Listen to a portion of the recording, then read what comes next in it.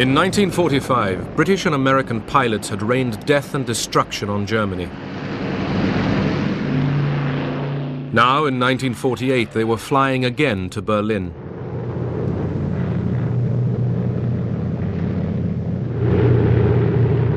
This time, they were keeping the city alive.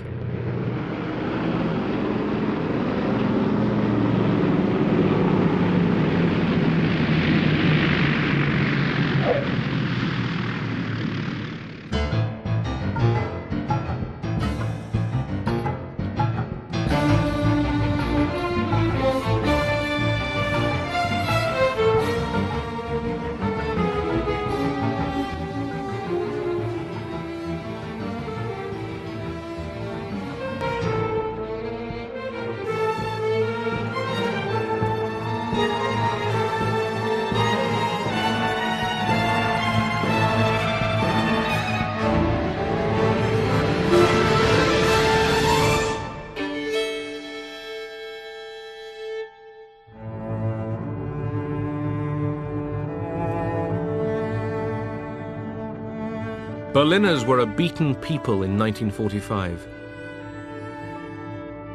Their fate was in the hands of the Russians, Americans, British and French, their conquerors.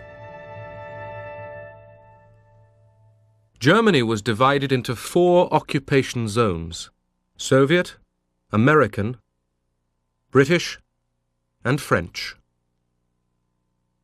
3.5 million Berliners lived in a city 110 miles behind the Russian lines. Berlin was linked to the west by a highway and a railway which ran through the Soviet zone. The city itself was divided into 4 sectors: Soviet, American, British and French. Я вам рассказывал, потому что именно в Берлине и в самой Германии Berlin and Germany were the only places where the two sides came into contact. That is, Soviet troops and troops from the Allied countries. И в Берлине тоже. В других местах мы нигде не имели прямого. In other places, we didn't have direct contact between our two armed forces. Это была одна из причин того. That was one of the reasons why Berlin became a battlefield for the Cold War. Вот этой холодной войны. Berliners had lived a precarious existence for years. Food was at near starvation levels, and currency was worthless. The black market was king. Man tauschte also, und das, was man auf Bezug We bartered everything. Ich will mal sagen, wer nicht raucht. A non-smoker who got cigarettes with his ration cards would gladly take them, because he could barter them for something more useful. Naturally, we all did it. Cigarettes were our currency. The black market was the only thing that kept us alive. British Foreign Secretary Ernest Bevin had a plan for Germany. He didn't like the Germans, but believed that European recovery depended on them. We have to try and recreate Germany on a democratic basis, give her a chance to live, at the same time make sure that the security of the rest of Europe is preserved and that aggression cannot take place again. Soviet military maneuvers near Berlin.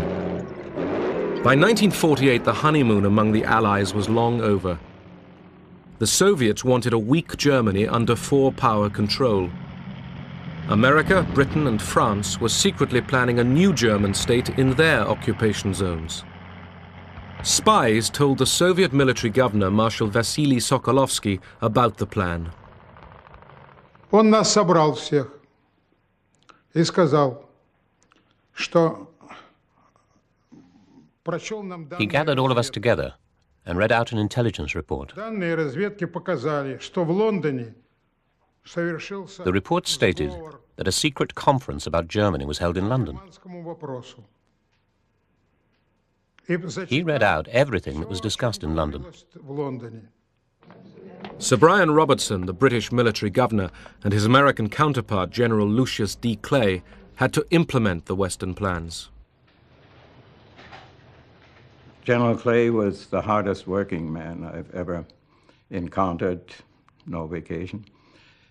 He skipped lunch because he considered that a waste of time. Instead, he had 20 cups of coffee and 2 packs of cigarettes a day.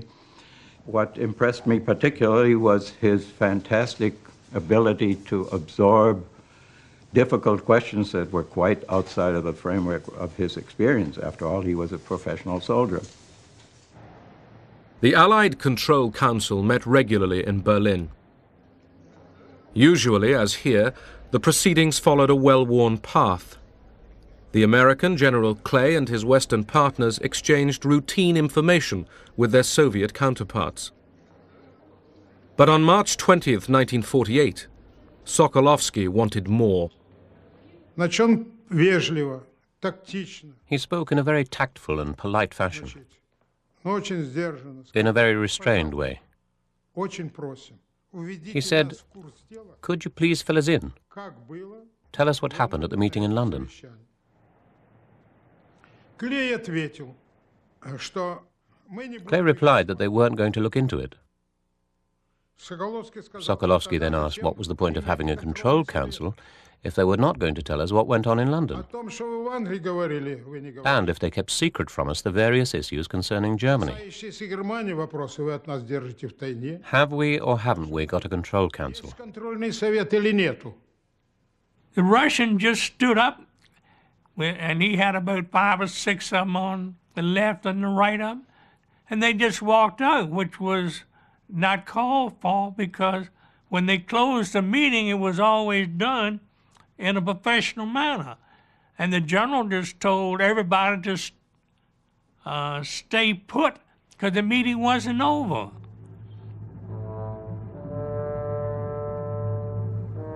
The former Allies provoked each other. The West had no intention of budging from Berlin, but knew the Soviets wanted them out. They feared Stalin might risk war to achieve it.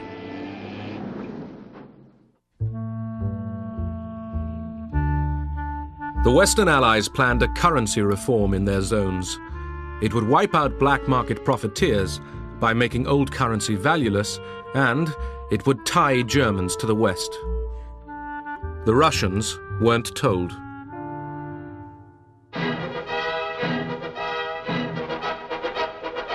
May Day 1948. In the Soviet zone, Stalin had merged the Socialist and Communist parties. The new grouping, the Socialist Unity Party, was out in strength. There was even a sideswipe at Winston Churchill. For the demonstrators, the real target was the city council, the Magistrat, which wanted to run all Berlin on Western lines. The majority of the Berlin City Council, supported by the Social Democrats and the Christian Democrats, believed that with currency reform there would be an immediate upturn in the economy. In particular, there would be increased investment by entrepreneurs.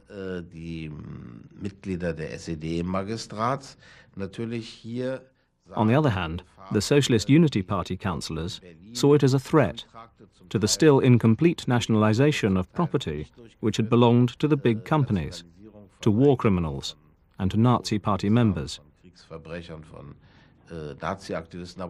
Generally, to all those whom the Socialist Unity Party blamed for supporting Hitler in 1933.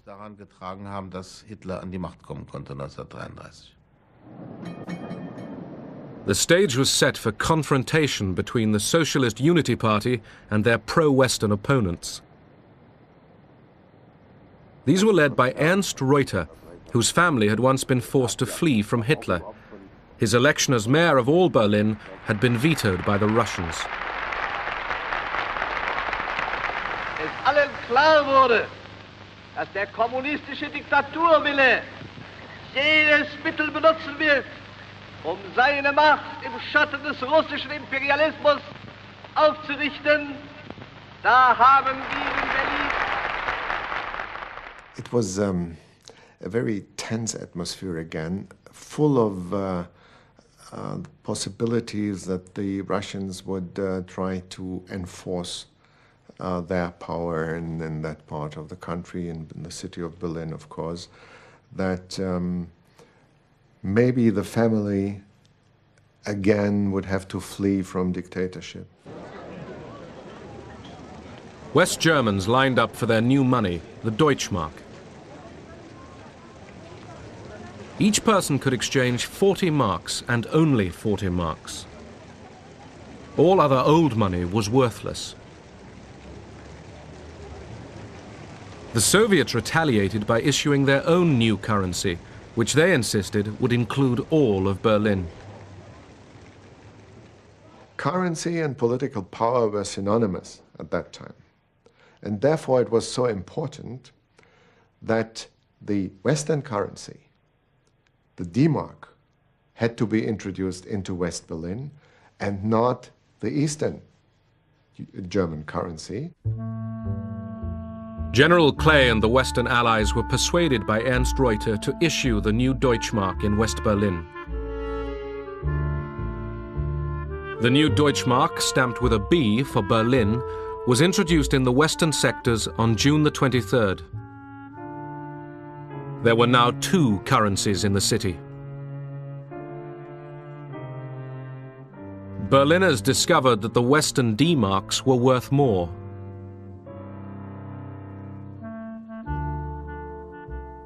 Many people from the West frequently traveled to the East and of course bought up what they could. East marks and West marks, if you can call them that, were usually 1 to 7 or 1 to 5. That is, we got 7 or 5 East German marks for 1 West mark. And as we found out later, it was a sellout, at least around Berlin. The introduction of the new Western currency in Berlin infuriated the Soviets, who debated what to do next. Sokolovsky picked up the special phone and rang Molotov. He said, "We're discussing these matters. What shall we do?" We all understood the seriousness of the situation. Molotov replied, "You're not planning to bring tanks out into the streets, are you?"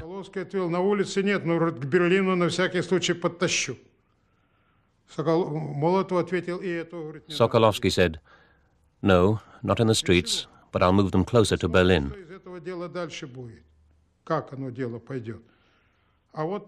"No, don't do that," Molotov said. "Let's wait a bit. If you bring in the tanks, you'll be accused of planning to seize the whole of Berlin, and they will bring out their tanks. It's better to resolve this issue by using diplomatic language."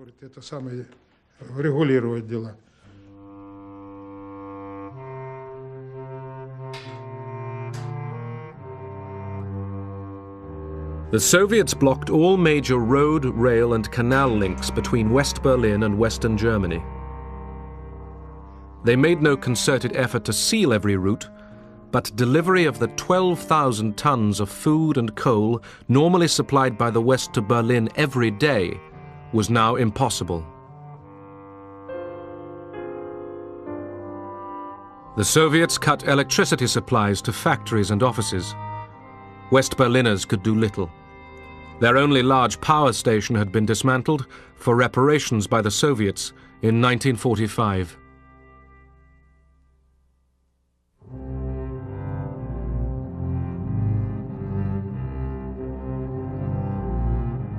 The Western Allies imposed a counter-blockade on the Soviet zone. Workers throughout the whole of Berlin faced unemployment and hardship. First of all, it was a terrible shock. Wherever you went, everyone asked, "Oh my God, what will happen to us now?"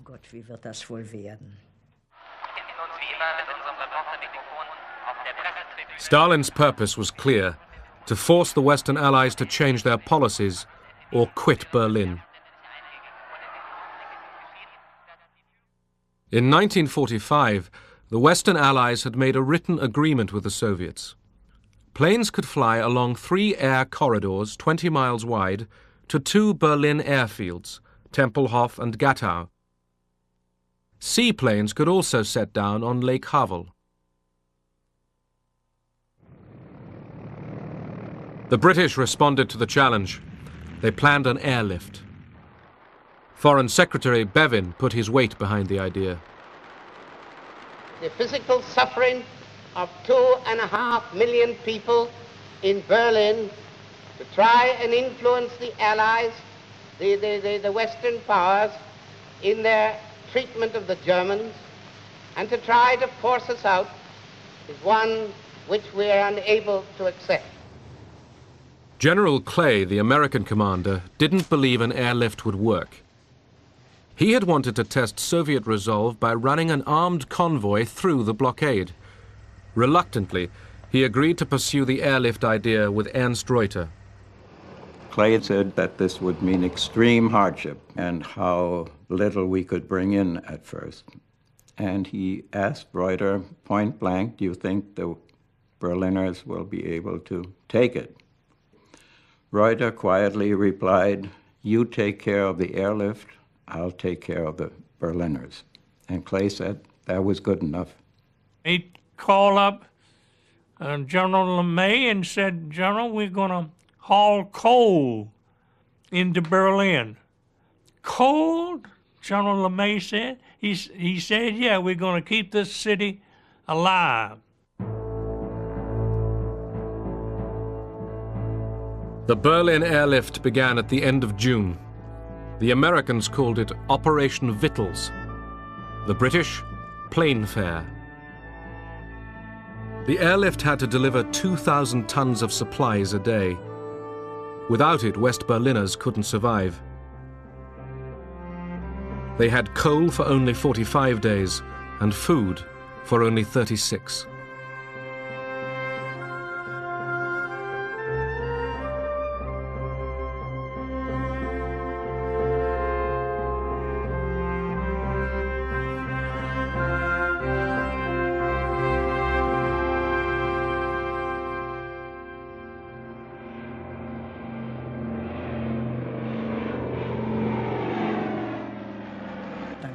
The airlift began, which was welcomed with incredible enthusiasm.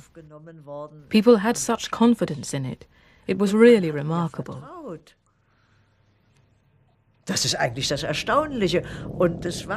People thought, why shouldn't it work? They dropped so many bombs on Berlin. They should be able to drop potatoes. Bomben hier abgeworfen, da werden sie doch auch Kartoffeln abwerfen können.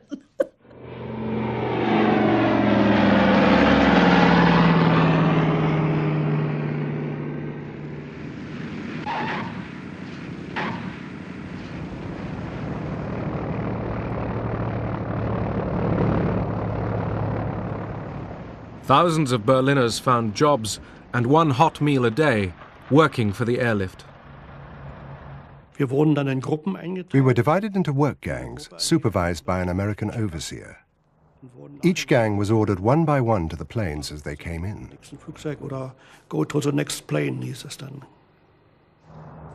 Each of the larger planes carried 9 tons. We could unload each plane in roughly 7 minutes. That was 9 short tons of coal.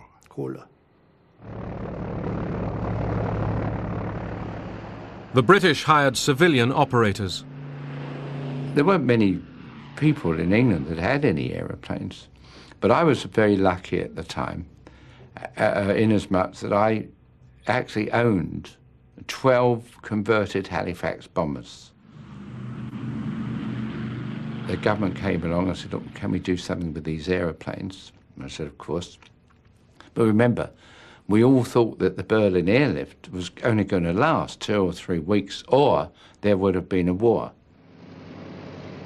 America now raised the stakes by sending B-29 bombers, capable of carrying atom bombs, to Britain. The move was highly publicized. These are the men whose nerve-wracking job it may be to fight their way through weather and red obstruction. So grave is the crisis that General Clay is recalled to Washington to report on the situation. He is greeted by Secretary of the Army Royal and then is welcomed by Chief of Staff Omar Bradley. On his shoulders may rest the responsibility for peace or war, and the Commander-in-Chief at the White House awaits his appraisal of the most explosive situation yet in the struggle between East and West. Clay argued once again that he be allowed to confront the Soviets with an armed convoy. Now, if the Soviets stepped aside and the convoy went through, then peace would continue. If they chose not to let the convoy through, then it meant war. It was just that simple. And last thing in the world President Truman wanted to do was see our country get into another great war. We just come out of one. So, no armed convoy, but more planes for the airlift. Since I have been in Washington, I have been assured of an additional supply of C-54s, which carry 10 tons, to replace the C-47s. And this will enable us to build our airlift up to 4,500 tons a day. This tonnage will enable us to maintain Berlin indefinitely while we try to find a peaceful solution to the Berlin problem. In August, Stalin visited an air show near Moscow. He was confident that the Soviet blockade of Berlin's western sectors would be enough to force the Allies back to the negotiation table. But time wasn't necessarily on his side. The West's counter-blockade of coal, steel, and machine tools was beginning to bite.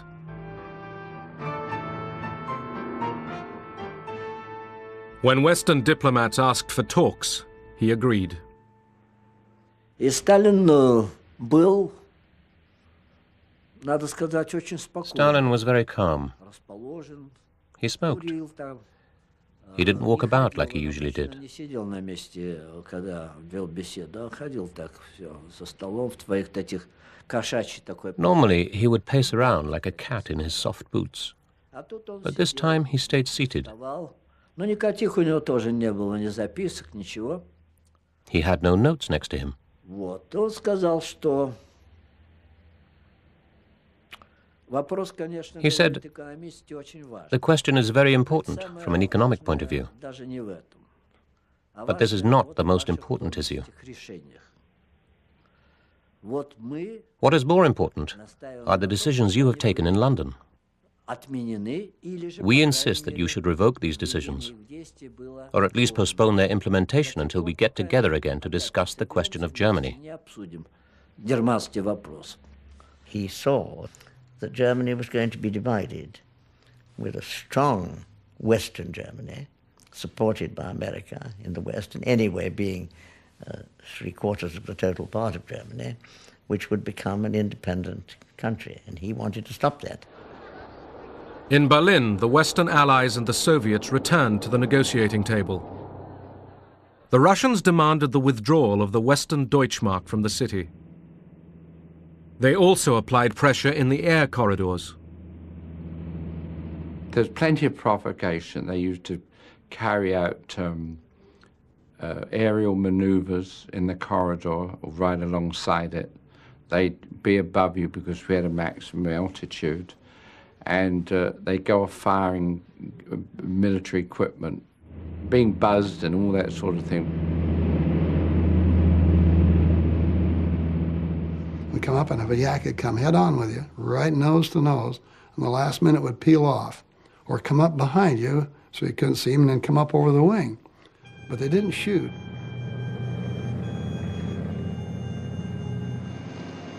Bad weather caused delays and accidents. The airlift was not delivering enough food, and virtually no coal had been stockpiled for the harsh winter to come.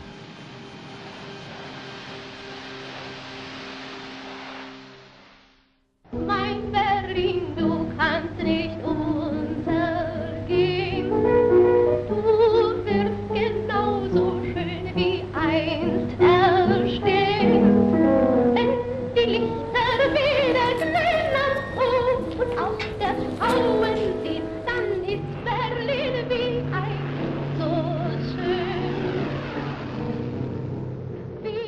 Berliners knew they were living on the edge.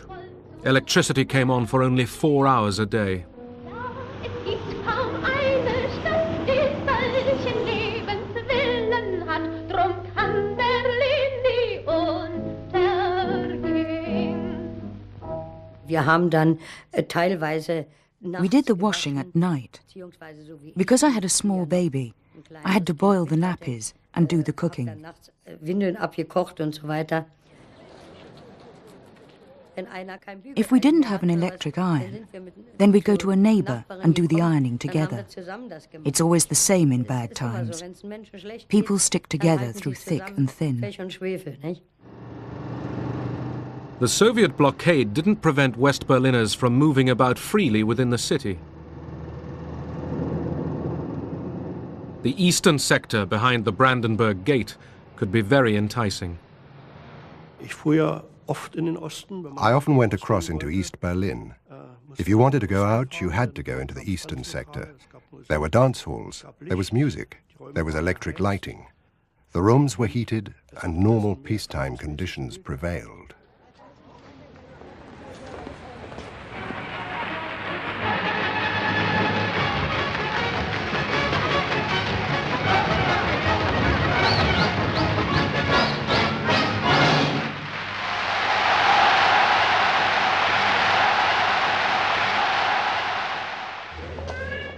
The Russians offered West Berliners the chance to buy food in the Soviet sector. Nearly 1 in 10 accepted. The Soviets didn't impose a complete blockade, but West Berliners who went to East Berlin were harassed. We could get out by train, but we were constantly checked here, there and everywhere by the Russians. They came into the station and either demanded our identity papers or searched our bags and rucksacks.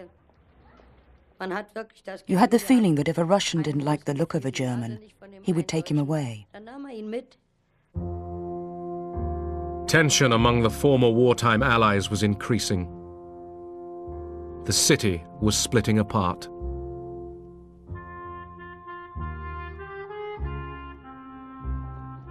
On September the 6th, communist-led activists converged on a full meeting of the city council in East Berlin. They were looking for trouble. These were not spontaneous outbursts from the people. They were, on the contrary, demonstrations, which party members and sympathizers had been ordered to attend. Their aim was to break up the old city council.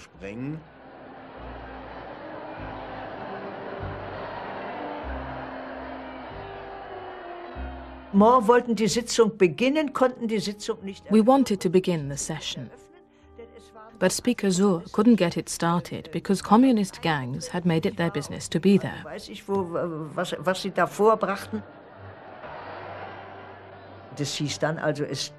Word got around.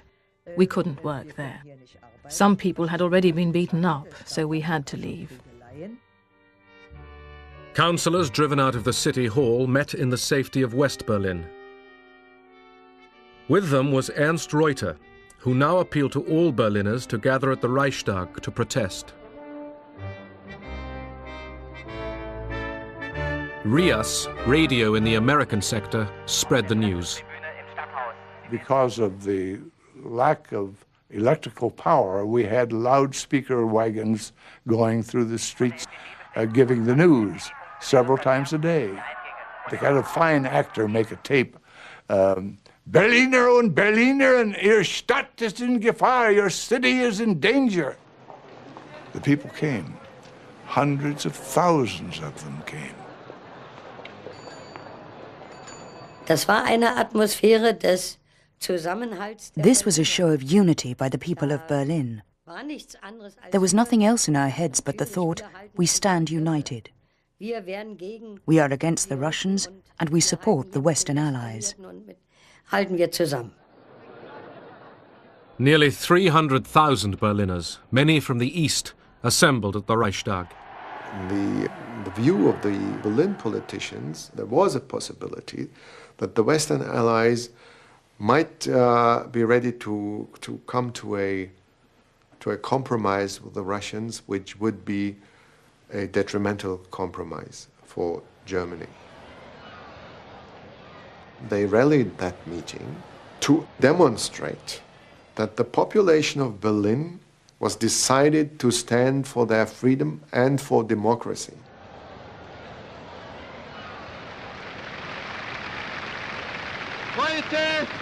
Heute ist der Tag, an dem nicht Diplomaten und Generäle reden und verhandeln.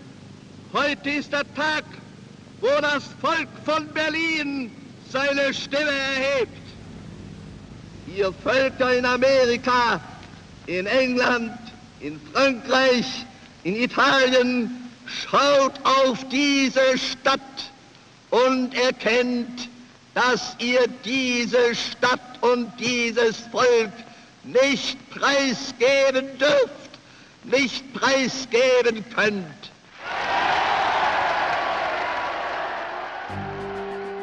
When the rally was over, the Soviet flag on the Brandenburg Gate was torn down.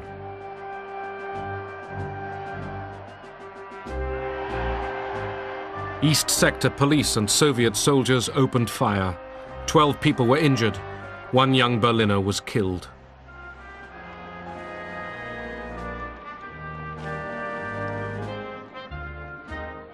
And the day was not yet over.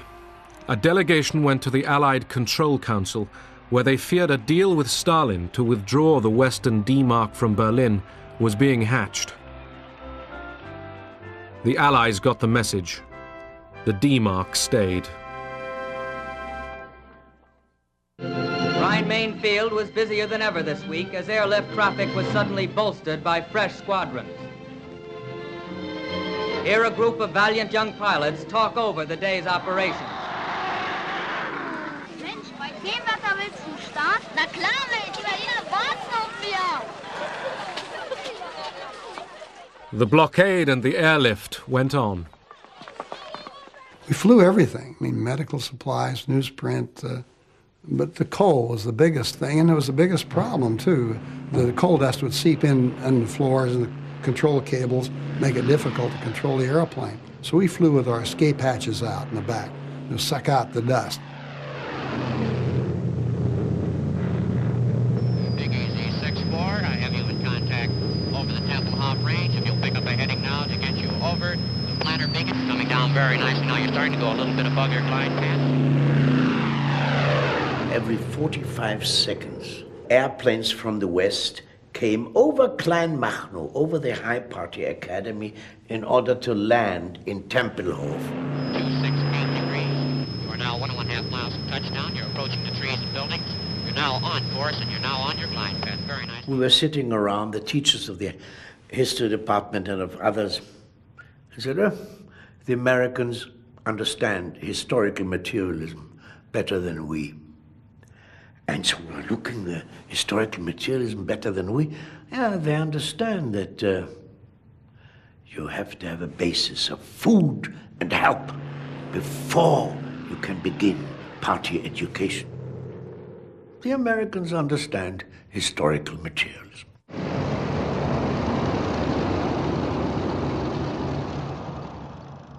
Airlift pilots could fly up to 3 missions every day. An American pilot brought his own 8mm movie camera. I went back to Berlin to get this picture. Inside the barbed wire, kids came up on the other side of the barbed wire, looked at me in the uniform, came up and started talking to me. How many sacks of flour you got? You know, how's it going to be tomorrow? They got off the subject of flour very quickly, on the subject of freedom, and said, look, he said, someday we'll have enough to eat. Just give us a little. Just don't give up on us when the weather gets bad. We'll have enough. But if we lose our freedom, we may never get it back. And these kids were 8 to 14 years old. They blew my mind with their maturity and understanding of what was important. Halvorsen promised the children that he would return with chewing gum and chocolate dropped from tiny parachutes. Es war erstaunlich, was die alles mit ihren Flugzeugen hergebracht haben. It was amazing all the things they brought over in their planes. Das heißt, der eine Junge, der war dann auch hier, die mit diesen... I still remember my youngest boy was there. hatten dann kleine, wie kleine When American soldiers dropped little parachutes, with sweets, chewing gum and chocolate. Bisschen Schokolade, sowas.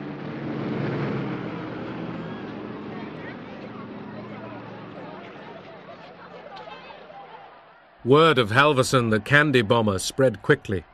He was summoned to see his commanding officer. He really chewed me out. And then he reached into the counter, pulled out a newspaper, and there on the front page was an airplane with parachutes coming out of it. He says, you almost hit a German newspaper man in the head with a candy bar in Berlin yesterday. And he's got this story all over the world. He says, the general read it and called me to find out what was going on. I didn't know anything about it. I'll never get promoted. Why didn't you tell me? I said, I didn't think you'd approve it, sir. He says, you're right, but the general thinks it's a good idea. Keep doing it. For both East and West, radio was an important weapon in the propaganda war. Es spricht Roman Kwalek. Radio in the American sector, RIAS, was run by William Heimlich. I introduced American broadcasting techniques on the theory that if the audience isn't there, you can't convince them of anything. So my number one priority was get people to listen. How do you get people to listen? You give them good, entertaining programs, solid news that they could depend upon. Trotz ungünstiger Witterung und niedriger Wolkendecke vollzog sich auch heute der Lufttransportverkehr nach Berlin planmäßig. Am frühen Nachmittag trafen die ersten Skymaster-Maschinen mit je 8 Tonnen Steinkohle an Bord in Tempelhof ein. A young Berlin dancer called Christina Olsen became a popular RIAS performer, and later Mrs. Heimlich. I read the headlines, and then I would make fun of whatever the Russians or East Germans did. Das versteh ich nicht, dazu bin ich noch zu klein. Doch die Russen, die müssen doch das eigentlich verstehen. Which means I'm too little to understand all these happenings, but the public could certainly get it. And it became a very famous slogan in Berlin, and so I became the voice of Berlin. Werden Sie am Sonntag wählen? Ja, ja. Und Sie? Selbstverständlich. Aber natürlich werde ich wählen. Darf ich Sie auch noch schnell fragen, ob Sie am Sonntag wählen Aber werden? selbstverständlich werden wir wählen. In December 1948, West Berliners voted for a new council to run their half of the city. The Socialist Unity Party, which dominated the old council in the Soviet sector, boycotted the elections. Wir sind im Moment als Stadt gespalten. For the moment, we are a divided city. There is nothing we can do about it. Our survival now depends on developing extremely strong ties with West Germany. Ernst Reuter was now mayor, with Louisa Schroeder as his deputy, but only in one half of Berlin.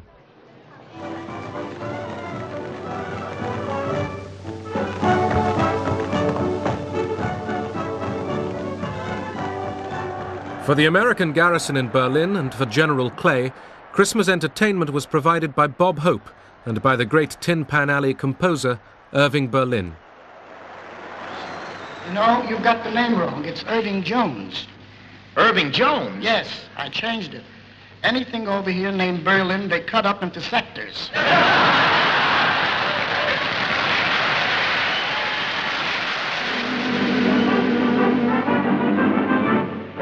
Not long ago, a group we called the Air Corps helped win the war and took a bow. Not long ago, we cheered the fighting Air Corps. Let's see what's happened to them now. Operation Biddles is in the way, and rolling wheat and hay, and everything's okay. Operation Biddles, as in the eye we go. We won't forget to blow against the wall. Operation Vittles, the American code name for the airlift, was working at last, thanks to an unusually mild winter. On Easter Sunday 1949, a record 13,000 tons was airlifted in 24 hours. The gamble had worked. Berlin could be supplied indefinitely by air. We lived at Karlshorst. and could hear the noise of the aeroplanes, which delivered everything, including chocolate and Christmas presents.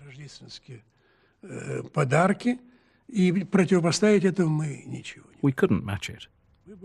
We were poor, and the West was rich. And of course, this crazy blockade was bound to fail.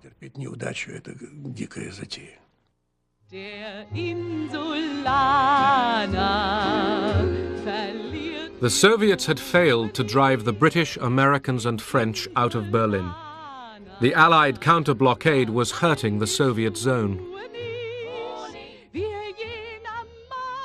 On May 12, 1949, Stalin called it quits. As midnight nears, tension mounts at the British frontier control post. Familiar with the old Russian habit of changing their minds when it suits them, seasoned campaigners could not quite grasp this new mood of cooperation. As on the stroke of 12, the barrier goes up and a British jeep leads the race into Berlin.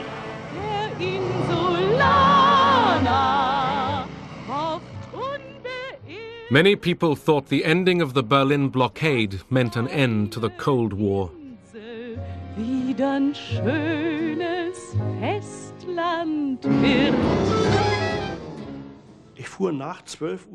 I returned home after midnight, having taken the S-Bahn from Ostkreuz to Neukölln.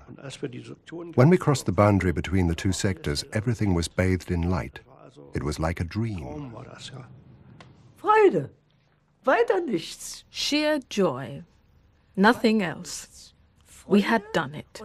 It does work with the West. That was so very important. The West has won. Der Westen hat gesiegt.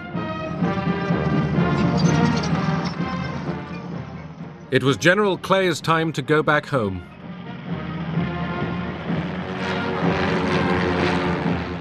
After a goodbye parade, he paid a final visit to Berlin.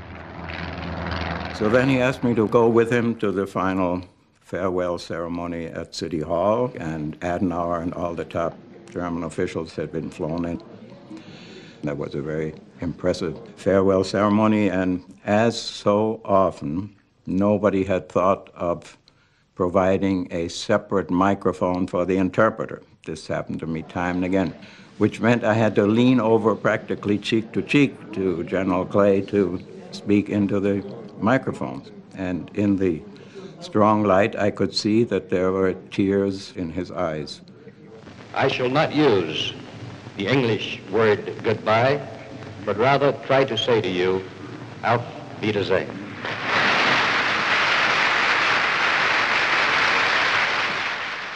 The day General Clay said Auf Wiedersehen, the head of the future West German Republic, Konrad Adenauer, addressed Berliners. Und erfüllt von tiefer Dankbarkeit für euren Kampf, für euer Leid, für eure Geduld, die jetzt zum Siege geführt hat. The Cold War period in Berlin was really the core, the root of post-war democracy in Germany. There was a growing feeling that the Germans, after all, can be satisfied to accept democracy as their own ways of living and to become part of the Western world. Сам этот берлинский кризис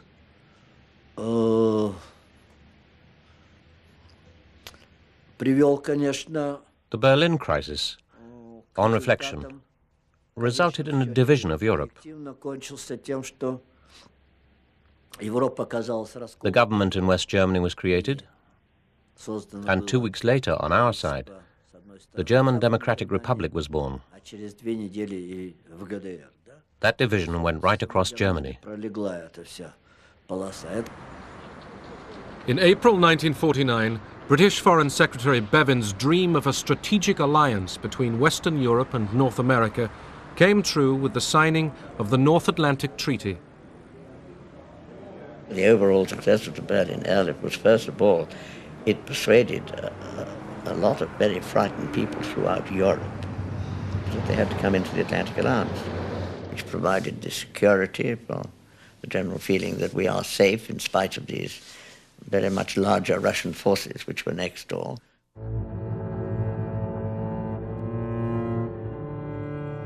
August 29, 1949. The Soviets detonated their first atomic bomb. The American nuclear monopoly was over. The world was now split down the middle by two competing superpowers. At its heart lay a divided Germany and a divided Berlin.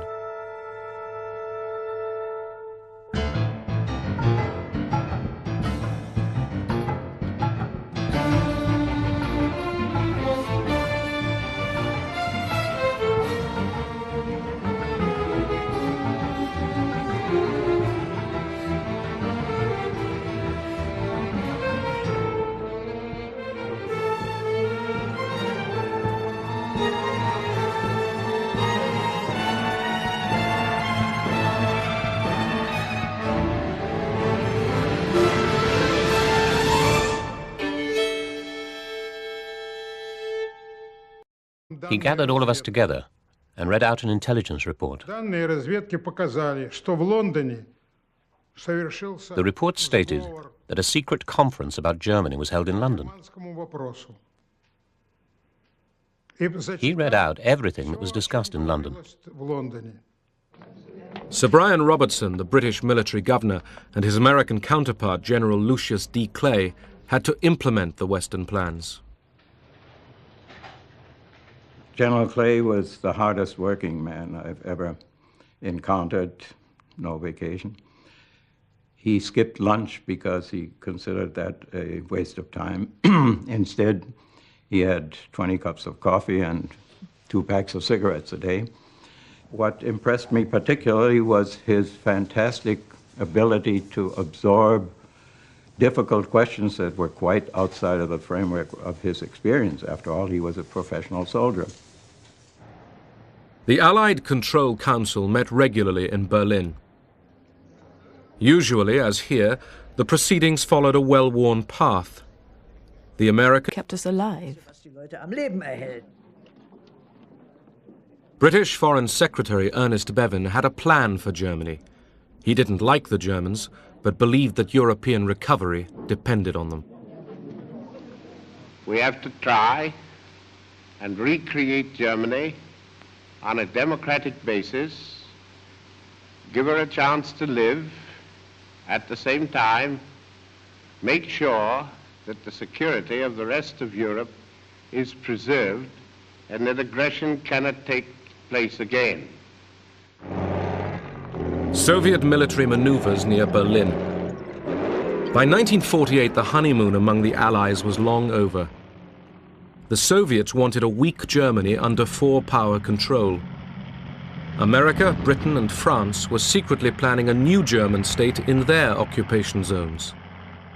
Spies told the Soviet military governor, Marshal Vasily Sokolovsky, about the plan. Он нас собрал всех и сказал, что прочел нам.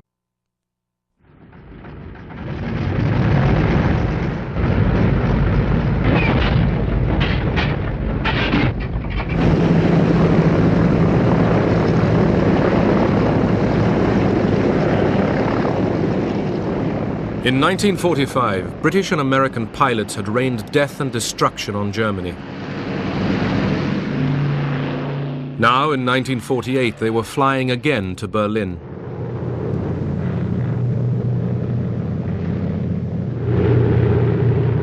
This time, they were keeping the city alive.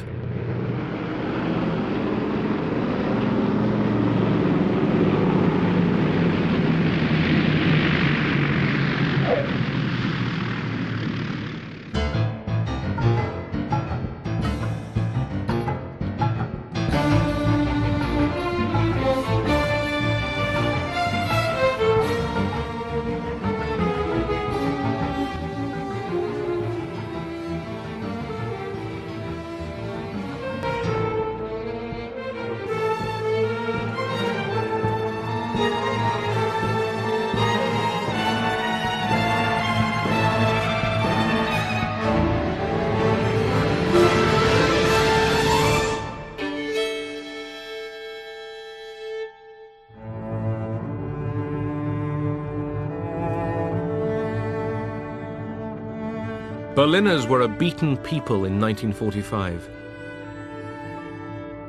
Their fate was in the hands of the Russians, Americans, British and French, their conquerors. Germany was divided into 4 occupation zones: Soviet, American, British and French. 3.5 million Berliners lived in a city 110 miles behind the Russian lines. Berlin was linked to the west by a highway and a railway which ran through the Soviet zone. The city itself was divided into 4 sectors: Soviet, American, British and French. Я вам рассказывал. Потому что именно в Берлине и в самой Германии Berlin and Germany were the only places where the two sides came into contact. That is, Soviet troops and troops from the Allied countries. граница, и в Берлине тоже.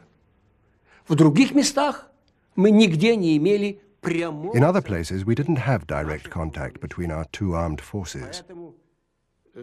Это была одна из причин того. That was one of the reasons why Berlin became a battlefield for the Cold War. Вот этой холодной войны. Berliners had lived a precarious existence for years. Food was at near starvation levels, and currency was worthless. The black market was king. Man tauschte also, und das, was man auf Bezug We bartered everything.